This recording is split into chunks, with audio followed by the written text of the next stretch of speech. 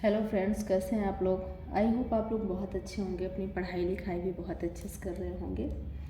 मैं राधा जागो और जगाओ के इस प्लेटफॉर्म पर आप लोगों का बहुत बहुत स्वागत करती हूँ, बहुत बहुत अभिनंदन करती हूँ।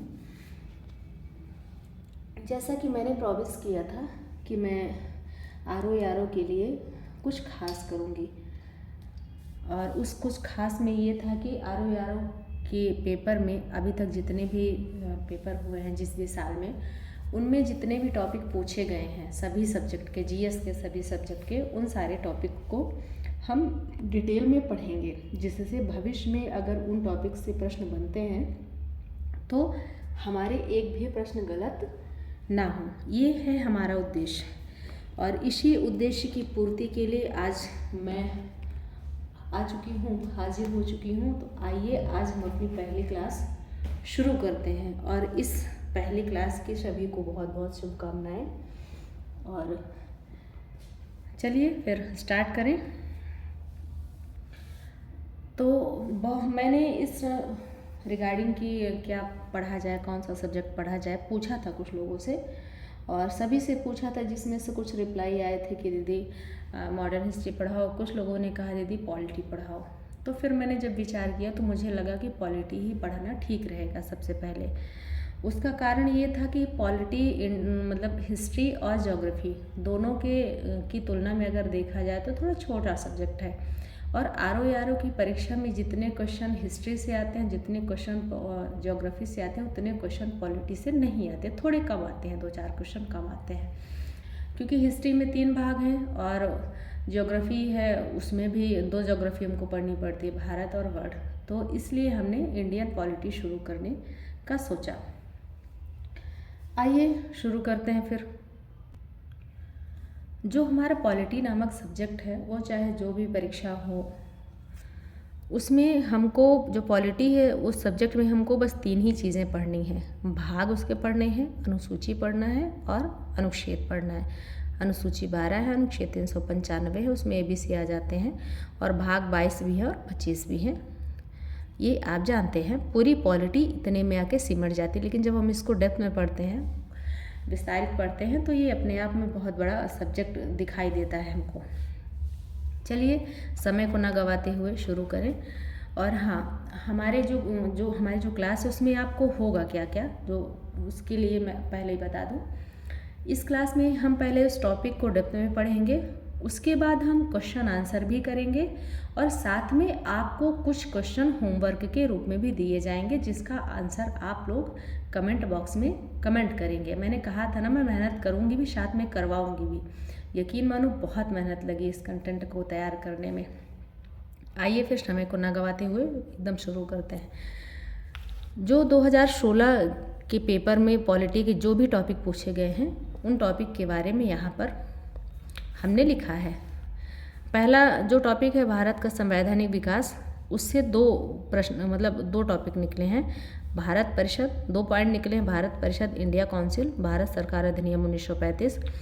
दूसरा टॉपिक हमारा प्रस्तावना संघ, राज्य क्षेत्र, नागरिकता, मूल अधिकार एवं मूल कर्तव्य एवं DPSP, उससे संबंधित भी 2 पॉइंट निकले हैं। संविधान के भाग एवं उनके प्रावधान, मूल कर्तव्य एवं उनके अनुच्छेद। जो तीसरा टॉपिक है हमारा राज्य सरकार, उसमें राज्य की कार्यपालिका पॉइंट हमको पढ़ना है। न्याय व्यवस्था राज्य एवं केंद्र से संबंधित, तो सर्वोच्च न्यायालय की स्थापना, कार्यकारी न्यायाधीशों की नियुक्ति, इसको हमको पढ़ना है। संवैधानिक एवं गैर संवैधानिक आयोग, अन्य आयोग, राजभाषा से संबंधित हमको क्या पढ़ना है, संस्थाएं एवं उनकी स्थापना वर्ष। अगला जो टॉपिक है हमारा पंचायती राज व्यवस्था व संविधान संशोधन अनुसूची। संविधान संशोधन व अनुसूची से संबंधित हमको एक टॉपिक पढ़ना है, एक पॉइंट पढ़ना है, अनुसूची एवं उनके प्रावधान। जो विविध है उनमें से संविधान के भाग एवं उनके प्रावधान। आप ये देखेंगे कि इनमें एक टॉपिक रिपीट हो रहा है, संविधान के भाग एवं उनके प्रावधान। यहाँ भी संविधान के भाग एवं उनके प्रावधान है, यानी हम जो यहाँ पढ़ लेंगे संविधान के भाग एवं उनके प्रावधान, हमको यहाँ पर फिर नहीं पढ़ना पड़ेगा। जो 2016 का पेपर हुआ था आर ओ वाला, उसमें पॉलिटी के कुल प्रश्न 9 आए थे, लेकिन टॉपिक 10 आए थे। अब आप सोचेंगे दीदी प्रश्न 9 और टॉपिक 10 कैसे हो गए, ऐसा क्यों? तो उसका कारण ये है, एक प्रश्न के माध्यम से मैं आपको समझाती हूँ। जो पहला प्रश्न है वो ये है कि निम्नलिखित अधिनियमों में से किसके द्वारा भारत परिषद यानी इंडिया काउंसिल को समाप्त किया गया। इसमें पहला जो पॉइंट निकलता है वो निकलता है भारत परिषद। जो दूसरा पॉइंट निकलता है इसका उत्तर है भारत सरकार अधिनियम। इसलिए हमको इस प्रश्न से 2 टॉपिक पढ़ना पड़ेगा। हो सकता है इस बार ये पूछा कि अगली बार यही उल्टा दे कि भारत सरकार अधिनियम द्वारा निम्न में से कौन सा मतलब जो अधिनियम है वो समाप्त किया गया है, और उसमें से भारत परिषद अधिनियम 1858 दे दे, 1861 दे दे, कुछ भी दे सकता है ना। आयोग का क्या एज इट इज़ प्रश्न तो रिपीट करे ना करे, लेकिन उससे संबंधित प्रश्न पूछता है। आइए अब हम अपनी क्लास को शुरू करें।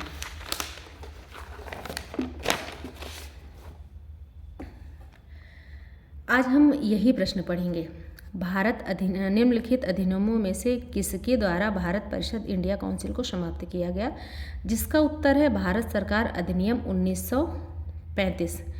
मैंने पहले ही बताया कि इससे 2 टॉपिक निकलते हैं, हमारे 2 पॉइंट निकलते हैं, एक भारत परिषद इंडिया काउंसिल, दूसरा भारत सरकार अधिनियम 1935। यानी हमको इन दोनों पॉइंट को आज पढ़ना है आज की क्लास में। सबसे पहले हम जान लेते हैं कि परिषद है क्या। परिषद सलाह देने वाले लोगों का ग्रुप होती है। और भारत में कितनी भारत परिषद का गठन किया गया, तो 2 भारत परिषद का गठन किया गया। दिखाई दे रहा है क्या? 2 भारत परिषद का गठन किया गया, एक मूल भारत परिषद, एक नई भारत परिषद। मूल भारत परिषद का गठन कब किया गया? 1833 के चार्टर अधिनियम के तहत। इसमें कितने लोग थे? हमने पढ़ा अभी कि जो परिषद है वह सलाह देने वाले लोगों का ग्रुप था। तो इस ग्रुप में जो मूल भारत परिषद था जिसका गठन किया गया था 1833 के चार्टर अधिनियम के तहत, इस ग्रुप में, इस परिषद में कितने सदस्य थे? तो कितने थे? 4 सदस्य थे। इसलिए इस परिषद को 4 की परिषद भी कहा जाता था। कभी कभी इसे गवर्नर जनरल की परिषद या भारत की कार्यकारी परिषद भी कहा जाता था। अब जो भारत की नई परिषद थी उसका गठन, भारत की नई परिषद है, नई भारत परिषद का गठन कब किया गया है? 1858 में। 2 फरवरी 1858 को ब्रिटेन के तत्कालीन प्रधानमंत्री पामस्टर ने एक विधेयक ब्रिटिश संसद में प्रस्तुत किया। पामस्टर ने त्याग पत्र दे दिया। अब यहाँ पर थोड़ा सा हम बैकग्राउंड देख लेते हैं कि क्या कारण रहा होगा भारत परिषद 1858 के गठन का। तो समय है 1857 की क्रांति का।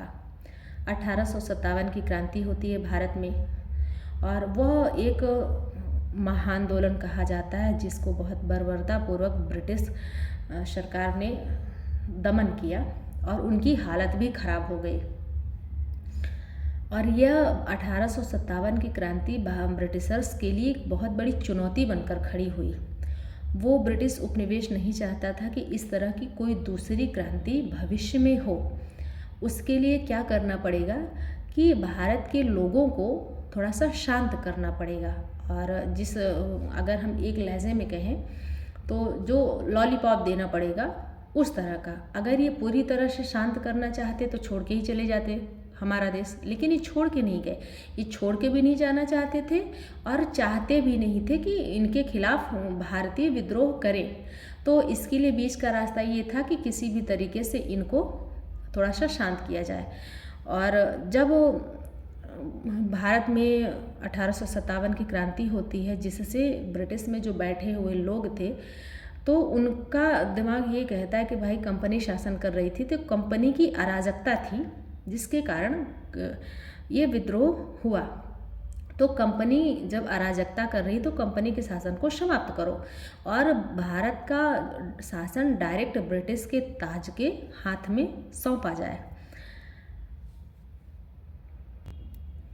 1857 की क्रांति होती है। उसके बाद भारत के लोगों को शांत करने के लिए एक अधिनियम प्रस्तुत किया जाता है। ब्रिटेन के तत्कालीन प्रधानमंत्री पामस्टर्न के द्वारा 2 फरवरी 1858 को ब्रिटिश संसद में प्रस्तुत किया जाता है। फिर पामस्टर्न ने त्यागपत्र दे दिया। इन्होंने प्रस्तुत तो कर दिया लेकिन फिर त्याग पत्र दे दिया। अब जब वो एक पीएम चले गए तो नए पीएम आए। ब्रिटेन के नए पीएम बने लॉर्ड डर्बी, जिनके कार्यकाल में 2 अगस्त 1858 को ब्रिटेन की महारानी के हस्ताक्षर के बाद यह अधिनियम पारित हो गया और विधेयक बन गया। 2 फरवरी 1858 को पाल्मस्टन ने इसको प्रस्तुत किया। 2 अगस्त 1858 को ब्रिटेन की महारानी के हस्ताक्षर के बाद यह अधिनियम बना। इसमें एक कड़ी है जो अक्सर आयोग उलझाता है, प्रश्न अक्सर उठाता है यहाँ से कि जो 1858 का भारत शासन अधिनियम था उसका जो बिल है वह किस प्रधानमंत्री ने प्रस्तुत किया था ब्रिटिश संसद में। ऑप्शन दे देता है लॉर्ड डर्बी, पाल्मस्टन। तो इसका सही उत्तर क्या होगा? पाल्मस्टन। अब जो दूसरा प्रश्न है वो ये पूछ देता है कि भारत सरकार अधिनियम 1858 विधेयक बना था, विधेयक अधिनियम बना था या पारित हुआ था किस प्रधानमंत्री के कार्यकाल में? तो पाल्मस्टन और लॉर्ड डर्बी दे देगा तो आप उत्तर क्या लगाएंगे? लॉर्ड डर्बी, क्योंकि पाल्मस्टन जा चुके थे, उन्होंने त्याग पत्र दे दिया था प्रस्तुत करने के बाद। अगला हमारा, इस अधिनियम को ही भारत सरकार अधिनियम 1858 के नाम से जाना गया। जो भारत सरकार अधिनियम 1858 है वह यही अधिनियम है जिसको प्रस्तुत पाल्मस्टन ने किया था और लॉर्ड डर्बी के कार्यकाल में पारित हुआ था महारानी विक्टोरिया के हस्ताक्षर के बाद। ये सब हम पढ़ चुके हैं। 1857 की क्रांति, शासक और शासित के बीच संबंध का अभाव था, कंपनी की अराजकता थी, दोबारा क्रांति न हो इसलिए भारत शासन अधिनियम लाया गया। जो भारत शासन अधिनियम 1858 है इसकी कुछ मुख्य धाराएं आई हम जानते हैं। तो जो इसकी धारा पहली है उसके कुछ पॉइंट्स हैं। पहली धारा का जो पहला पॉइंट है वो ये है कि 1857 अधिनियम के द्वारा भारत का शासन ईस्ट इंडिया कंपनी से लेकर ब्रिटिश ताज को हस्तांतरित कर दिया गया। तो ये बात तो हम पहले ही कह चुके हैं। ये धारा के पहले धारा के पहले पॉइंट में है। जो दूसरा है, भारत सचिव नामक नए पद का सृजन किया गया इस अधिनियम के तहत। तीसरा पॉइंट है, निर्देशक मंडल या डायरेक्टरों की सभा और नियंत्रक मंडल को समाप्त कर दिया गया तथा इन दोनों के समस्त अधिकार भारत सचिव को दे दिए गए। समझिए, जो भारत सरकार अधिनियम 1858 आता है उसके तहत कंपनी का शासन डायरेक्ट, भारत का शासन कंपनी से उठा के ब्रिटिश ताज को दे दिया जाता है। और जो कंपनी जब शासन कर रही थी तब निर्देशक मंडल और नियंत्रक मंडल थे, उनको भी ख़त्म कर दिया जाता है और उनके जितने कार्य थे, उनके जितनी शक्तियाँ थीं वो सब भारत सचिव को दे दिया जाता है। भारत सचिव नामक नए पद का सृजन किया जाता है। अगला पॉइंट है, भारत के सचिव का ब्रिटिश संसद और ब्रिटिश मंत्रिमंडल का सदस्य होना अनिवार्य था। जो भारत का सचिव बनता, ब्रिटिश भारत का जो सचिव बनता, उसका ब्रिटिश संसद का सदस्य और ब्रिटिश मंत्रिमंडल का सदस्य होना बहुत ज़रूरी था। ऐसा नहीं था कि कोई भी व्यक्ति ब्रिटेन का भारत का सचिव बन जाएगा, ऐसा नहीं था। जो सदस्य होगा वही बनेगा। इसी भारत सचिव की सहायता के लिए 15 सदस्यों की एक सभा की स्थापना की गई जिसे भारत परिषद इंडिया काउंसिल कहा गया या इंडिया काउंसिल कहा गया। हम जिस इंडिया काउंसिल के बारे में पढ़ रहे हैं, जो हमारे प्रश्न में दिया गया है, वह इसी इंडिया काउंसिल की बात कर रहा है कि यही जो सचिव है इसकी सहायता के लिए भारत परिषद का या इंडिया काउंसिल का गठन किया गया, जिसमें कितने सदस्य थे? 15 थे। यहाँ पर आप ये समझ लीजिए कि जैसे यहाँ पर एक व्यक्ति बैठा है, ठीक, और यहाँ पर गोला लगा के 15 लोग बैठे हैं, ऐसे करके सब इसको सलाह दे रहे हैं कि तुम मेरी बात मानो, तुम मेरी बात मानो। ये सचिव हो गया और ये हो गए आपके परिषद के सदस्य। परिषद के सदस्य, अगर हम थोड़ा सा ट्रिक की तरफ चलें तो वो ये है, भारत में क्रिकेट बहुत देखा जाता है। जो सचिव उसको समझ लो आप कप्तान, और जो अगल बगल के लोग हैं इनको समझ लो अन्य खिलाड़ी। कुल मिला के हो गई क्रिकेट टीम। तो ये क्रिकेट टीम खेलती है। उस समय की क्रिकेट टीम भी भारत देश के साथ खेल ही रही थी, लेकिन उसको बर्बाद कर रही थी। अभी तो बराबर के कंपटीशन में लोग खेलते हैं। आगे जो पॉइंट है, पहली धारा का, वह है इन 15 सदस्यों में से जो 8 सदस्य थे उनकी नियुक्ति सीधे ब्रिटिश ताज करता था तथा अन्य 7 सदस्यों की नियुक्ति कंपनी के डायरेक्टरों द्वारा की जाती थी। अब जब प्रश्न में आएगा तो आप लोग कंफ्यूज हो जाएंगे कि ऐसे कैसे 8 या 7 में। आप ये समझिए कि 1858 का जो भारत शासन अधिनियम था उसके तहत कंपनी का शासन समाप्त हो रहा था, ताज का शासन शुरू हो रहा था। तो जिसका शासन शुरू होगा वह अधिक शक्ति रखेगा कि जिसका शासन खत्म होगा वह अधिक शक्ति रखेगा? भाई जाहिर सी बात है, जिसका शासन शुरू होगा वह अधिक शक्ति रखेगा। तो ब्रिटिश का ताज डायरेक्ट 8 लोगों को नियुक्त कर रहा था और 7 लोगों की नियुक्ति कौन कर रहे थे? कंपनी के डायरेक्टर। अब आप ये कहेंगे कि दीदी 7 भी क्यों नियुक्त कर रहे थे, 7 को भी ख़त्म कर देते, डायरेक्ट सब ब्रिटिश के ताज ही नियुक्त कर लेते। ऐसा नहीं हो सकता था क्योंकि कंपनी ने लंबे समय तक भारत में शासन किया था, तो कंपनी के लोगों को भारत की मौजूदा स्थिति पता थी और ब्रिटिश ताज को भी भारत में शासन करना था, तो बिना जानकारी के शासन नहीं किया जा सकता ना, इसलिए 7 लोगों को कंपनी के द्वारा रखा जाता था। अगला पॉइंट है इन 15 में से कम 9 सदस्य न्यूनतम 10 वर्ष तक भारत में काम किए हों तथा भारत छोड़े 10 वर्ष से अधिक ना हो। यानी जो ये 15 सदस्य थे इनमें से कम 9 सदस्य ऐसे होने चाहिए जो भारत में 10 साल काम किए हो। जैसे अपने सुप्रीम कोर्ट में नियुक्ति के लिए प्रावधान नहीं है कि ऐसा वकील जज बनेगा जो कम से कम 10 साल एज अधिवक्ता कार्य किया हो। वही आप सीन समझ लो कि 9 सदस्य ऐसे होने चाहिए जो 10 वर्ष भारत में काम किए हों और जिनको भारत छोड़े 10 वर्ष से अधिक का समय ना हुआ हो। भारत सचिव और 15 सदस्य यानी भारत परिषद के सदस्य के सम्मिलित शासन को गृह सरकार कहा जाता था। क्या कहा जाता था? गृह सरकार। अब अच्छा, एक पॉइंट इसमें यहाँ भी बनता है कि जो भारत परिषद है, परिषद उसमें कुल कितने सदस्य थे? कुल कितने सदस्य थे? कितने सदस्य? तो 15 हो जाएंगे। लेकिन अगर पूछ ले कि सचिव सहित भारत परिषद में कितने सदस्य थे तो वो क्या थे? आपके 16 हो जाएंगे, क्योंकि सचिव सहित पूछ लिया ना तो एक सदस्य वैसे भी बढ़ गया।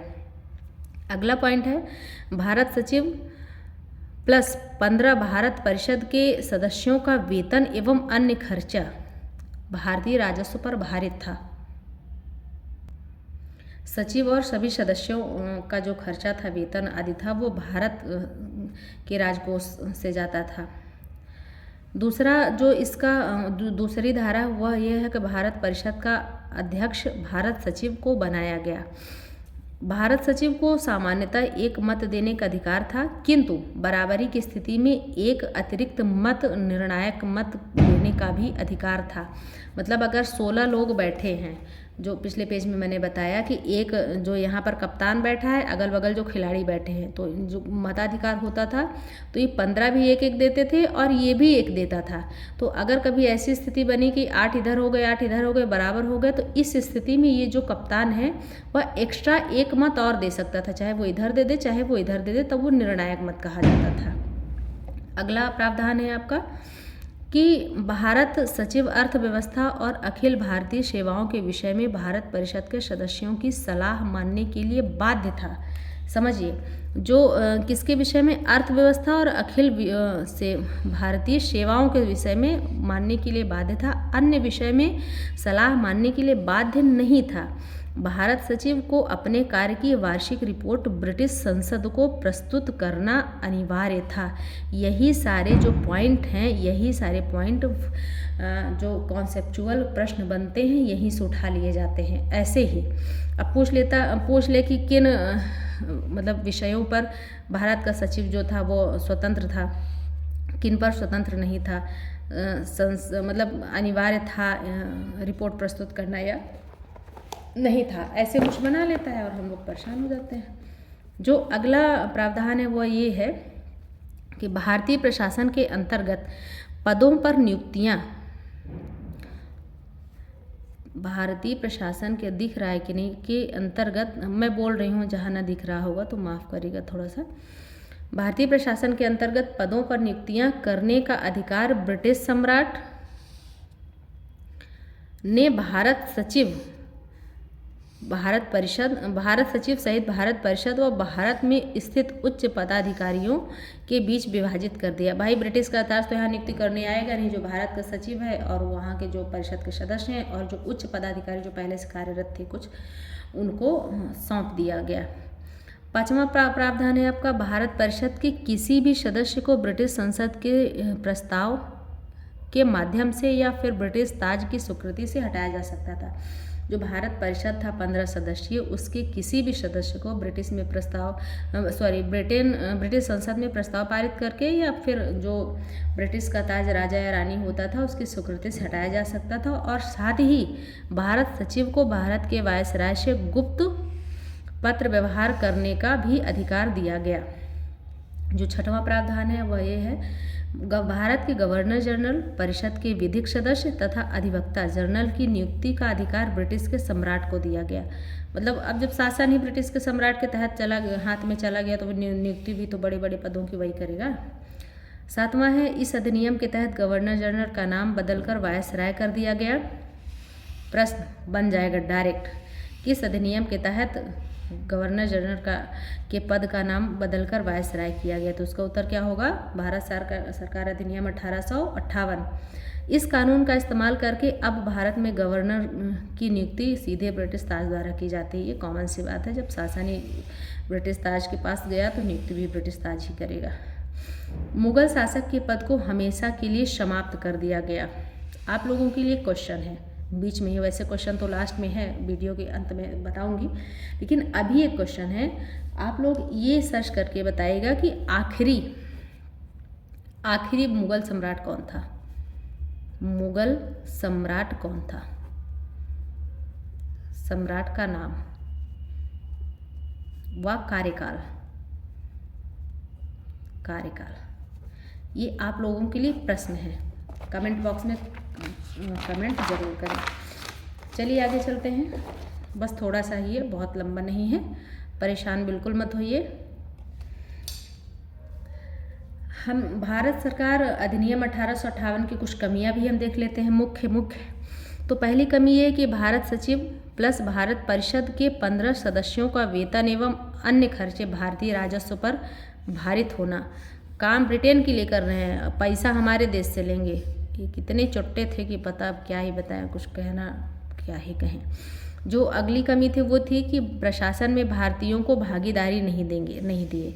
इतना बड़ा आंदोलन हो गया, लड़ गए, भिड़ गए, मर गए, सब हो गया, मार दिए, उसमें भी समझ नहीं आया। भारत के लोगों को ही शांत कर रहे हैं और उनको ही प्रशासन में भागीदारी नहीं दे रहे हैं, ये दूसरी कमी थी। जो तीसरी कमी थी, भारत के सचिव को अत्यधिक शक्तियां एवं अधिकार दिए गए थे जिनका शीघ्र ही दुरुपयोग होने लगा। इतना अधिकार भारत के सचिव को दे दिया गया, इतना अधिकार दे दिया गया, इसका दुरुपयोग भी तो होगा। जब अति हो जाती है तो उसका गलत परिणाम भी तो निकलता है। अगली जो कमी थी वो इंग्लैंड की संसद भारत सचिव पर पूर्ण विश्वास करती थी। जो इंग्लैंड की संसद थी वो भारत के सचिव पर पूर्ण विश्वास करती थी, जिसके कारण भारतीय मामलों में कोई भी रुचि नहीं लेती थी। उसको लगता था बस इतना बड़ा देश अकेले भारत सचिव, उसके 15 सदस्य मिलकर संभाल लेंगे।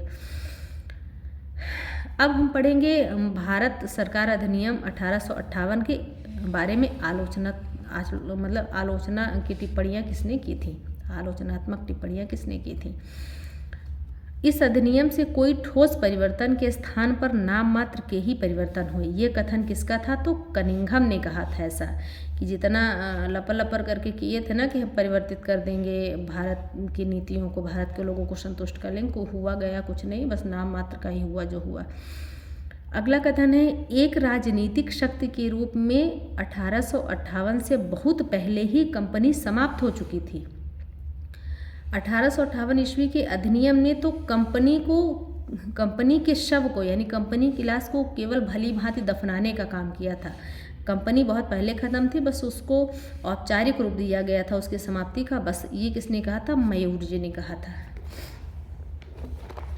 आगे हम पढ़ते हैं, हमने कहा था ना कि 2 टॉपिक हम पढ़ेंगे। हमने भारत सरकार अधिनियम 1858 पढ़ा, अब हम भारत सरकार अधिनियम 1935 भी पढ़ लेते हैं।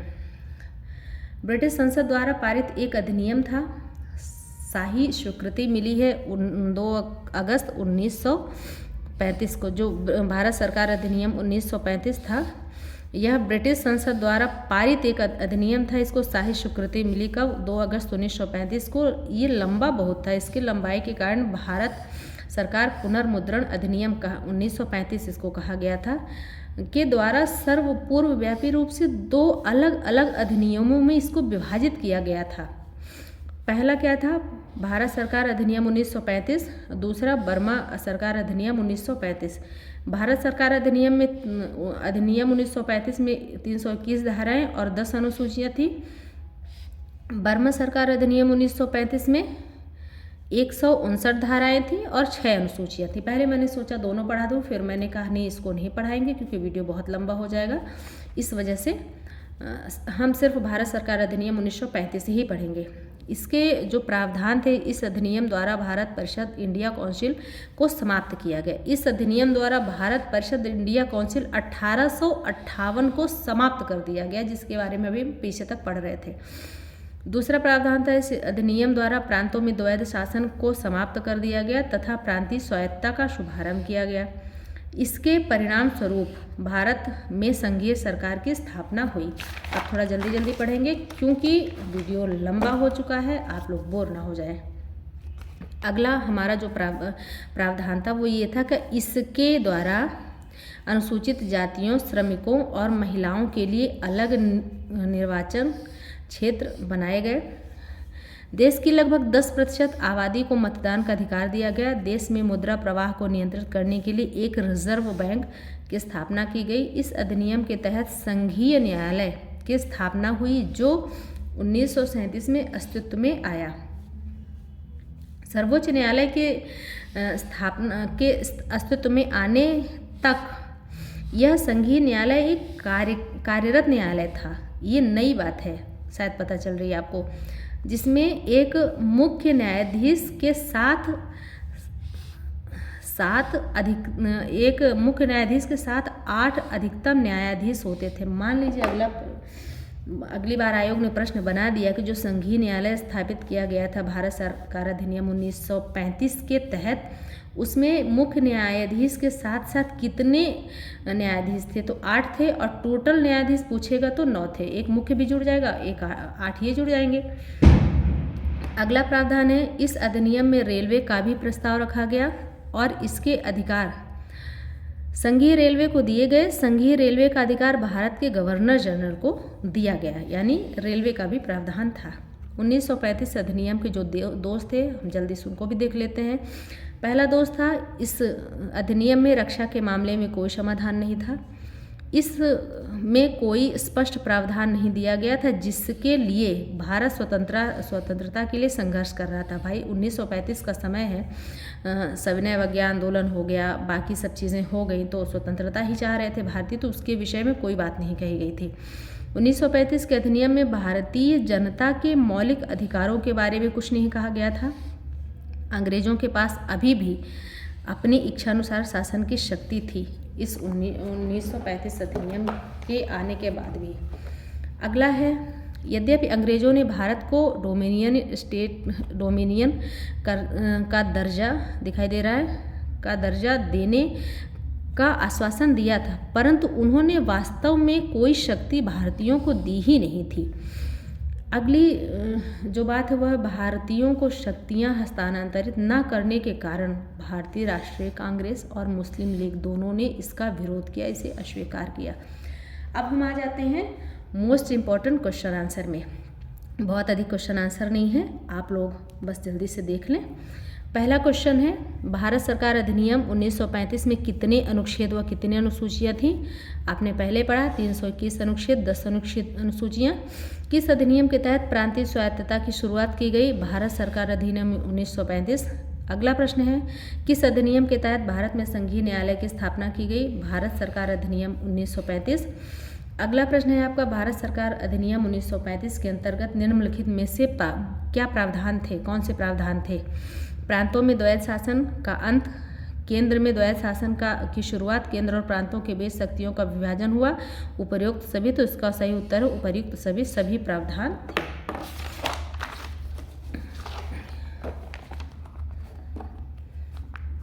अगला प्रश्न है, बर्मा या म्यांमार कब अलग हुआ भारत से? तो 1937 में। भारत सरकार अधिनियम 1935 के तहत ही अलग हुआ था। भारतीय रिजर्व बैंक की स्थापना किस अधिनियम के तहत हुई? तो भारत सरकार अधिनियम 1935। भारतीय संविधान में राष्ट्रपति को अध्यादेश जारी करने की शक्ति यानी अनुच्छेद 123 किस अधिनियम के तहत ली गई है? वह है भारत सरकार अधिनियम 1935। प्रश्न आ सकता है, किस अधिनियम के तहत 1858 में बनी भारत परिषद को समाप्त किया गया? वह भारत सरकार अधिनियम 1935। यही प्रश्न आया था। अगर ये आ सकता है तो ये भी आ सकता है, इसलिए ये भी इम्पोर्टेंट है। जवाहरलाल नेहरू ने किस अधिनियम को गुलामी का नया चार्टर कहा था? तो भारत सरकार अधिनियम 1935 को। ये सारे बहुत ही इम्पोर्टेंट प्रश्न हैं भाई, ध्यान से पढ़िएगा। भारत सरकार अधिनियम 1935 के संदर्भ में निम्नलिखित में से कौन सा कथन गलत है? अधिनियम की अनुसूची 7 में 3 सूचियाँ थीं जो केंद्र और प्रांतों के मध्य शक्तियों का विभाजन दर्शाता था या दर्शाती थी। ऑप्शन बी है केंद्रीय सूची में 59 विषय थे। ऑप्शन सी है राज्य सूची में 54 विषय थे। ऑप्शन डी है समवर्ती सूची में 30 विषय थे। आंसर बताइए आप लोग, ज़रा वीडियो को पॉज करके बताइए। इसका जो सही आंसर है वो है ऑप्शन डी। ऑप्शन डी में क्या दिया है कि समवर्ती सूची में 30 विषय थे? नहीं, समवर्ती सूची में 36 विषय थे। केंद्रीय में 59, राज्य में 54 और समवर्ती में 36 विषय थे। बस ये लास्ट पेज है, बस खत्म होने वाली है क्लास हमारी। अगला प्रश्न है, भारत सरकार अधिनियम 1935 के अंतर्गत केंद्र में द्विसदनात्मक विधायिका की स्थापना की गई। यह विधायिका क्या थी? राज्य परिषद और केंद्रीय विधानसभा से मिलकर यह विधायिका बनी थी। अगला प्रश्न है, केंद्रीय विधानसभा में कुल सदस्यों की संख्या कितनी थी? 375। केंद्रीय विधानसभा में कुल सदस्यों की संख्या 375 थी। 375 में से 250 प्रांतों से थे और 125 सदस्य देशी रियासतों से थे। इसमें एक्स्ट्रा डोज भी मैंने दे दिया। जिस तरह केंद्रीय विधानसभा में कुल सदस्य पूछे गए प्रश्न में, उसी तरह राज्य परिषद में भी कुल सदस्य पूछे जा सकते हैं। तो इसमें 260 थे, केंद्रीय में 375 थे और राज्य में 260 थे। 156 ब्रिटिश भारतीय थे, 156 ब्रिटिश भारतीय थे और 104 देशी रियासतों से थे। अगला प्रश्न है, भारत सरकार अधिनियम 1935 के लागू होने के परिणाम स्वरूप 1935 में प्रांतीय विधान सभा के चुनाव में कांग्रेस ने कितने प्रांतों में सरकार का गठन किया? तो 6। मतलब जब भारत सरकार अधिनियम 1935 लागू हो गया तो 1937 में जब चुनाव हुआ उसमें कांग्रेस ने कितने प्रांतों में अपनी सरकार बनाई? तो वह 6 प्रांत थे। 6 प्रांतों के नाम क्या क्या हैं? मद्रास, बम्बई, बिहार, उड़ीसा, संयुक्त प्रांत और मध्य प्रांत। अगला प्रश्न है, भारत सरकार अधिनियम 1935 कब तक अस्तित्व में रहा? तो स्वतंत्रता पूर्व 14 अगस्त 1947 तक। अब आ गया आपका होमवर्क। मैंने कहा था ना कि हम होमवर्क भी देंगे। होमवर्क में 2 क्वेश्चन दिए जा रहे हैं आपको। पहला क्वेश्चन है, 1935 के बारे में किसका कथन है कि यह बाहर से जनतंत्रवादी एवं अंदर से खोखला है? किसने कहा था भारत सरकार अधिनियम 1935 को यह बात?